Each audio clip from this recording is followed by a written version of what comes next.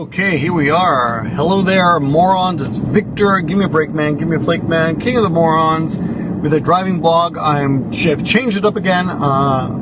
You should be able to see me and the road ahead of me. Let's see. Road ahead of me. That way. 2 motorcycles in front of me here. So, I've got this this camera. This is the 360 Kodak 360. Not the HD version, but I've got it sitting in front of me. And I'm now headed home. Well, actually, no. You know where I just taught a class. It's Saturday, and out in the boonies, and a small business. And I'm now headed to my in-laws' house. I have these my wife's brother's family, and it's a really small world. But I'll tell you how this works. Okay, many years ago, I taught a lovely young woman named Noriko. I can say her first name, and. How does this go? She joined the class. She was really cool. She was, I think she's only a little bit younger than me, like 4 or 5 years, but she's pretty cool. And she was a good student. Not super smooth, but pretty good. And the one thing she did that was pretty impressive was she actually memorized the introduction to the pilot episode of X-Files, which I had typed out the script and I had read it into a cassette for all the students, and it was I think it was called Super Listening Class that she was taking, if I remember correctly. And in that class, I would often take a script or a movie script or something and read it slowly into a recording, tape cassette, and then students would take that home and listen to it and memorize it or translate it to Japanese, and then use the Japanese notes to remember how to say the English. So, does that make sense to you? So the original source material would be in English. And it was me reading a script of some sort. It was sometimes a news article, sometimes a TV show article, or a TV show, scene or something. And the students had 2 choices: either memorize the whole thing, or translate the whole thing into their Japanese, then go home and look at the notes and try to bring back the English, try to bring back the script using the Japanese notes as hints, and of course my voice, listening to my voice many times. Anyway, she did it amazingly well, and I dare say she still knows it, because it's kind of funny. Like 8 years later, I don't know why, I ran into her somewhere, and we went out to an izakaya, and there's kind of a sad factor to our relationship, in that I was dating a girl must have been 15 years or 16 years ago, and I introduced her to the girl's buddy, and I think his name was Genki or something, some real Genki name. I think it was actually Genki, which is actually a name in Japan. And they dated. And then they broke up. Well, my girlfriend and I broke up first, and then her boyfriend and her broke up. And as a result, she was no longer friends with that group at all, and neither was I. I mean, we all kind of went our separate ways. She quit the class, or maybe I quit the school. I don't remember what happened. We all lost touch. But I remember the loss of friendship weighing heavily on her, and that's always a painful thing when you break up with somebody, right? The friendship, losing that, because it isn't just the sex and the romance. It's all of it, right? Where the hell am I? I have to turn right here. I'm trying to. I've got the. I don't know if you can tell. I've got the navigation right here plugged in. I got the iPhone plugged in, and yeah. So I remember that being a thing, and I think at that time I had already met my wife. Last time I saw Noriko, we went to an izakaya. It might have been before I got married. I think it was before I got married, yeah.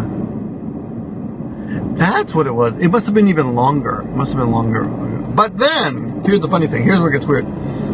I guess about the same time, right before I got married, we realized that she worked at my brother-in-law's wife's company. They were like co-workers, right?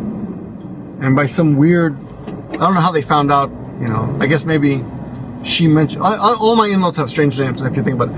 Her name is Mina, which means everybody in Japanese, but also it's also a name. So everybody knew. So somehow Mina told Noriko, and they realized, oh, I know that Gaijin, you know, that's Victor.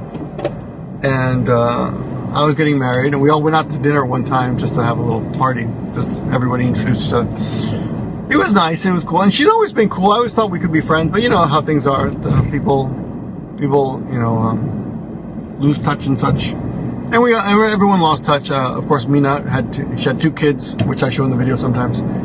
And I don't know what happened to her. I always wondered, whatever happened to her? And you know, you think about her, right, from time to time, you know, think about, I wonder what she's doing. Every few years or so. Whatever happened to that girl? Because she was an excellent student, really. I mean, anyone to memorize that. And she was a lot of fun. She was very vivacious in the classroom, right? And a pretty girl, too. Nothing wrong with that, right? Anyway. But, you know, but the thing is, I always felt sad because the last time I left her, so to speak, not leave her, but the last time I'd seen her, I was off, you know, I was going to get married, and she was alone. But then, about 2 weeks ago or so, I got an email at the school that said, where did this? That said, hi Victor, I don't know if you remember me, but I took your class at the YWCA about 15 years ago. And I'd like to start taking your lesson again by Skype. I want to take your Skype lesson. And I do about 5 students a week on Skype. They're all actually all over the country. Most of them are not in Nagoya, of course. If they were, they would just come to the school.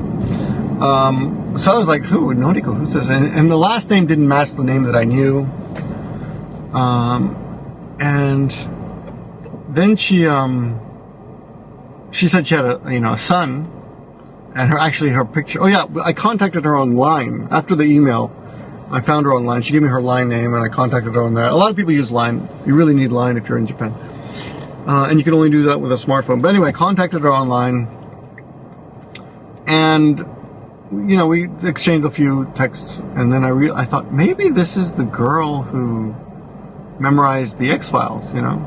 So I said, are you the same girl who memorized the opening monologue of the pilot episode of the X-Files? And she said, yeah, that's me, yeah. And I was like, wow, that's amazing. So she has a kid now, so she found happiness. And I guess, I mean, it's ridiculous for me to think she wouldn't, but, you know, until you know someone has found it, you assume they're miserable. But it was a good feeling. And now, today, they are all meeting at my in-laws' house.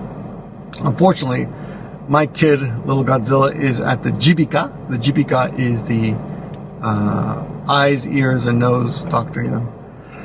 And, yeah, he's a star. Everyone wants to see him. Nobody gives a shit about me, you know. They're like, bring the kid, right? But I'm just going to stop by on my way home, because they live in a town that's between me and my house, where I am now in my house.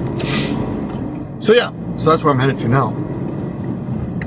But I often, not often, I shouldn't say often, it sounds like I'm obsessed or something, but you know, you think about where you are now and how you got here, and often that path lays on the corpses of old relationships. You know, like even if you go all the way back to the first girl I dated, Elizabeth, in high school, who I found on Facebook just the other day, and I sent her I realized I'd sent her a friend request, like, I guess years ago. I'd forgotten I even found her, but no answer, so I guess she's not really active on Facebook. But yeah, so Elizabeth, my first girlfriend. Is it my first girlfriend? No, not my first girlfriend, but my first, I guess, adult girlfriend, if you know what I mean. If you know what I mean. Okay. So, you know, I mean, she, I guess she laid the groundwork for the next one and the next one and the next one, and every person I've been with and fallen in love with and all that. And the heartache too, and the heartbreak, you know, all that's part of it. You know, everything that the reason you are here where you are now is because of all that. What the hell am I? We're on back road here.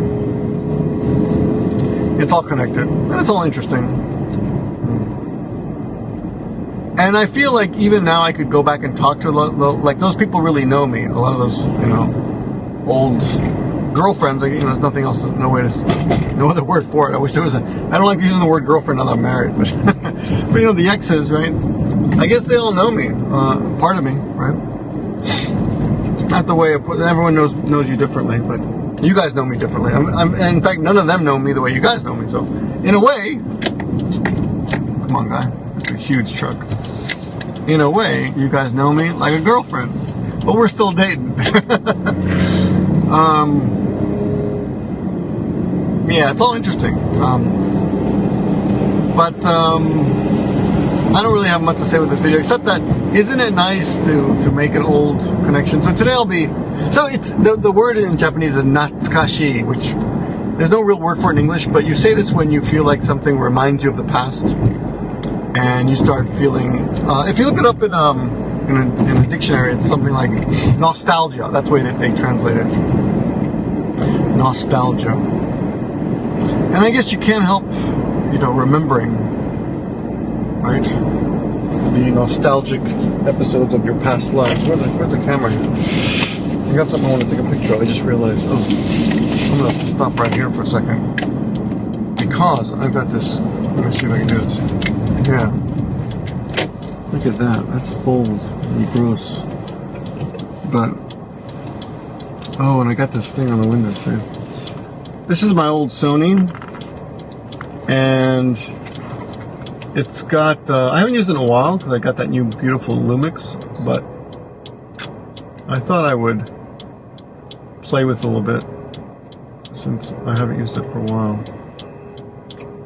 You know, I'm gonna take a few pictures. I've been, it's got this animation setting that I really enjoy.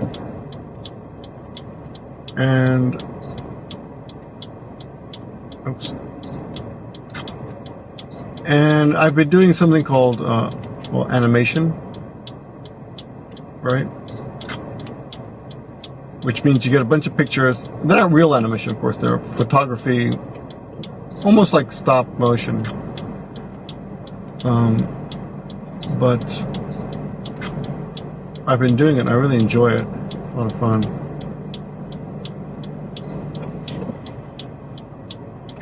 Yeah. Anyway, I've been doing that. Yeah. And I'm going to put one together now. I'll show it to you. I'll put it in this video as well. This camera, by the way, has an amazing telephoto lens. In fact, I'm going to show you. I'll also put that in the video. Check out this telephoto power here. This is great. This is amazing. Look at this. And I'm not done. I'm not done. You think I'm done? No, I'm not done. You need a tripod, though. Look at that. I'm not done. I'm not done. I'm not done. I gotta be steady. Okay, now I'm done. Look at that. If there were someone there, I'd be able to see him.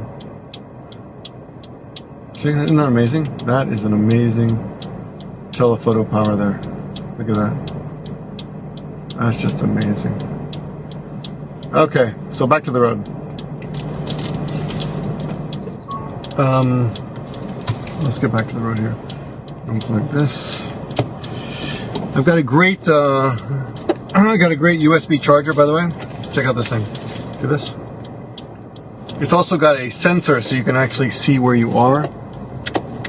As in, when you park your car, you can find your car if you're like in a big, huge parking lot. So that's pretty cool too. I haven't had to use it yet because sometimes I go to Costco or something like, where the hell we park the car because the parking lot's so huge. I haven't had that problem. But even if you didn't need that that feature, the charger is really good, and it's got a double charger, so I really like it. Anyway, well, let's make a commercial for it. Here we go. don't know if you guys can see this, but this is the little USB charger, right? And you plug it in here, right? Hold on, trying to film and plug at the same time, right? There it goes. Okay, and that light goes on there, and I can charge my phone and my camera. So right now I'm actually charging this iPhone that I'm filming this with, and I'm charging my camera at the same time. And it charges really fast, faster than my old USB charger, which is somewhere in the garbage. I don't even need it. Where is it? Somewhere back there. Anyway, better than a regular USB charger for the car. Very cool. Highly recommend this, and it's a pretty good price. And it's got the ability to tell you where your car is if you leave it parked in a huge parking lot. So that's cool too. Back to relationships. Yeah, all the failed relationships form you, and your happiness. If you're happy now and you were miserable before, you can kind of thank those. I used to think you can kind of thank those old relationships in a way, but there is a caveat to all this. With that attitude, you might think that you can also forgive everybody for treating you like shit in the past. No, not that that's been my case, but there was my YouTube. The reason I'm on YouTube kind of comes from that as well. From a negative relationship. It wasn't a romantic relationship, of course. But I used to be the manager of a band. I belonged to a band. I wasn't in the band, I was the manager, but they kind of begged me to take them on because I was the only person who had bilingual abilities, and they all spoke English. They were from England and Australia and America, and none of them spoke. There was actually one. Actually, the keyboardist speaks excellent Japanese, but he's just not cut out to be a manager. He's very quiet and meek. But they asked me to be the manager, and I got him to a certain level, and that was actually so good, so high, that they were purchased, so to speak, or taken on by a professional manager who could dedicate more time and resources, meaning money, to them. And they basically tossed me aside like trash. And at the same time, I had I had another falling out with a bunch of other foreigners on a different part of my life when I used to own a bar, because one of them stole a lot of money. But at the time, it was the person we never suspected, and they suspected me, or one of them suspected me. The other one didn't care. The other one knew I was innocent because she was the one who stole the money. Long story short, but I was so insulted by the fact that anyone could suspect me of the money that I was like, just buy me out, I'm out. I want my money back, and I got out. And it was thanks to those two things happening within months of each other. I think they both happened within 2 months of each other. And I suddenly found myself basically alone. And it wasn't like that so much that I was kicked out. I had realized that certain friends that I thought were friends, I felt betrayed, and I thought, fuck everybody, I'm gonna go off on my own. And I did. I just concentrated on my school, and in retrospect, I found much more pride out of teaching than being a bar owner and getting people drunk every night. But it's thanks to that, those shitty experiences that I became active on YouTube. And in the end, YouTube has made me very, very happy. Now, of course, it's impossible for me to say I'm happier now, because I have no idea, what I would have been doing if I'd stayed in those two groups. Maybe something else. Maybe it would have been better even. Who knows? But it's an alternative, parallel future that does not exist in this one, and I cannot see into those futures or those parallel, not futures, those parallel worlds. So I don't know what happened to me there. I could be dead for all you know, right? Believe it or not, I probably a lot of you see me drink on camera and think, oh, he must be drunk all the time. I don't really drink that much. I haven't had a drink for 3 days. No, that's not true. 2 days. I did have a drink last night. I had one strong zero. The other thing about having a kid, though, is that you know what? And another good thing that happened out of those failed relationships with all my friends is that a lot of people who heard about my falling out suddenly became suspicious and thought maybe Victor's really did those things, or Victor isn't the man anymore because he's not. Because I was the man then. I mean, I had the school, the rock and roll band, and the bar. So I was like, everybody wanted a favor, wanted to hang out with me, or whatever. But after I lost everything, or I left that world, I shouldn't say lost everything, because I had a choice to stay. I had a choice to stay in the bar, but I didn't. So I left. Yoko, my wife, stuck with me, and I saw that she didn't care about that stuff, and she was never really dating me. And actually, I met her before most of that happened. Yeah. So then I decided, then I got the dog, and I saw how good she was with a dog, which sounds ridiculous, but you see the way people treat animals, and you can tell a little bit about them. The girl that I was initially dating, or not initially, but that I was dating a long time ago, that I broke up with, and I introduced her friend to Noriko, which I spoke of earlier in the video, she hated dogs, or was scared of dogs, and was no fun around dogs. So I should have known then, and she liked house music, or what I consider bad music. She didn't really like rock or country. I mean, I think those are signs. I won't say that you can't have a relationship with someone like that, but I think if you are, like, I'm really good with animals, like, amazing, okay? Almost amazing. I'm pretty good. Honestly, I don't care about cats, because I'm allergic to them, but I'm good with dogs, at least, and I'm pretty good with animals, so. But I should have known years ago that we weren't meant to be together, because she couldn't deal with dogs. But Yoko, on the other hand, is great with dogs. She loves dogs. Though I will say that we don't like the same kind of music. She's okay. She puts up with our music. I've made her a couple CDs and stuff. But at least she doesn't like crappy music. Like the other girl, she liked really bad taste in music. Yeah, except for Sting. But now, arguably, that's kind of crappy music, too. I don't know. I listened to some old Sting CDs, and I'm like, why was I so into this a long time ago? Oh, anyway, so that's, I guess I've kind of droned on long enough with random thoughts about life. But, there's no point regretting and going back and being pissed off about the way people treated you in the past. Yes, that was it. That was the point. And you could argue that it's thanks to them that you are happy now, because they of course, unknowingly steered your life in this direction to where you are now. If you're happy, I hope you're happy. I hope you guys are happy. But at the same time, that doesn't mean you have to forgive them if they were shitty to you. So, although thanks to their inadvertently, that's not the word. They inadvertently treated you badly, and this inadvertently led you to happiness. But that doesn't mean they get off the hook. That's what I mean. Yeah.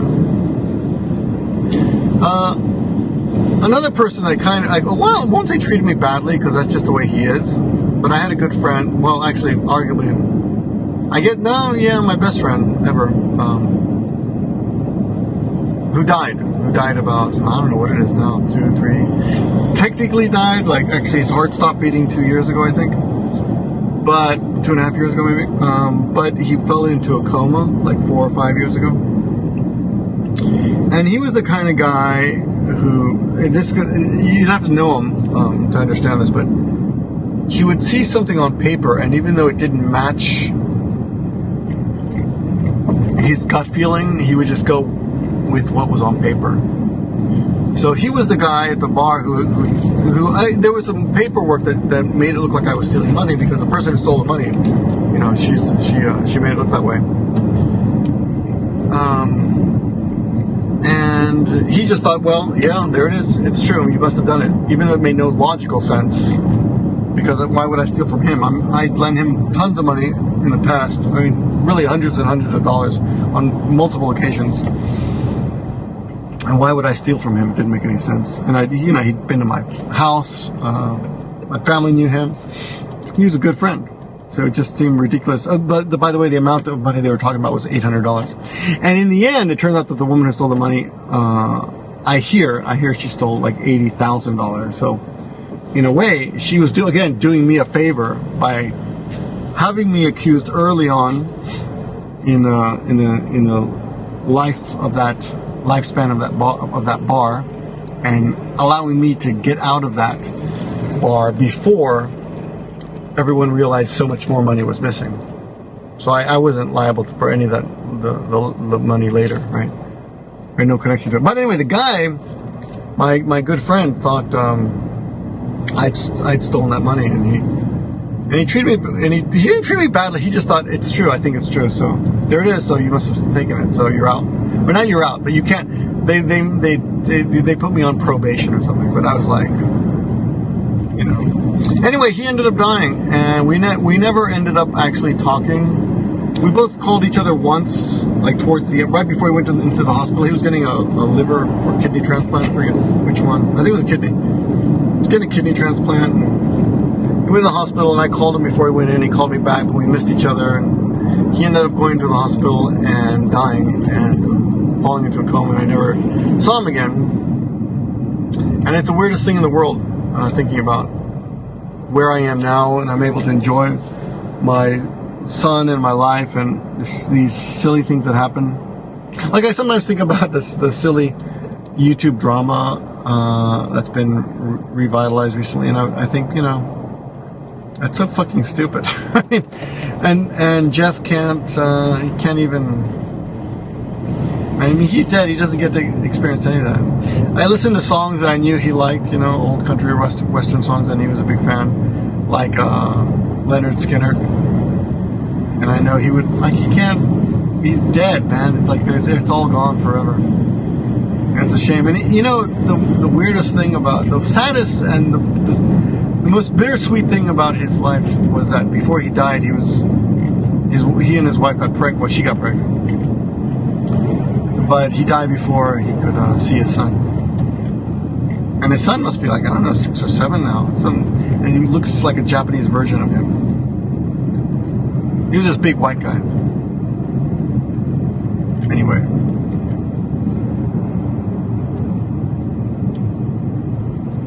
Even if you're miserable, at least you're alive. Because once you're dead, man, it's just nothing. I mean, even now, like, I don't really understand how he could be dead. It doesn't make any sense.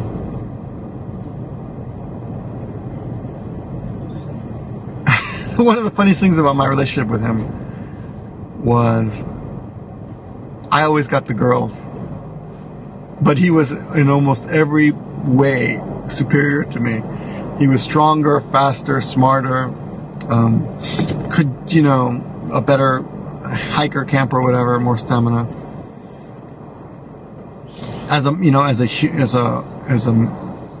surviving male, you know, if he put us on an island, he would be the survivor. He was super tough, stronger, taller, everything. But he couldn't talk to girls. He could talk to guys, and he could talk to girls, but there was something not as appealing to them in general than me. Of course, you know, he ended up marrying a beautiful wife, beautiful woman. It wasn't like he was a complete dork. It was that, in general, a lot of women would give me their attention instead of him, and he was always like, I'm obviously better than you. I don't understand that. And it wasn't like he was saying that out of spite or being a dick. I mean, it was pretty much objectively true. But as we all know, that's all subjective in the end when it comes to women. Because who understands women, right? Anyway, I had a good time talking to you guys. I hope this recorded. I'm going to turn this off now, but thanks for watching. And 28 minutes, yeah, it's still working. What do you know? Anyway, tell me what you think of this new format. I taped it only two sides this time, the front and the back. It's a little bit different. I'm pretty dark, right? Because there's not enough light in here. I guess someone said, turn on the light. But look at that, you can't even tell. I just turned on the light, you can't even tell, right? I think I have to have a sunroof for that to work. Anyway. Yeah, right. Anyway, okay, thanks for watching, guys. And good luck wherever you are and whatever you're doing. And thank God you're alive, even if you're not exactly happy. If you're happy, then great, all the better. But if you're not, then wait, it'll come someday. And if it takes, and you might have to work for it though, you know. But you're responsible for it, so go get it. Talk to you soon.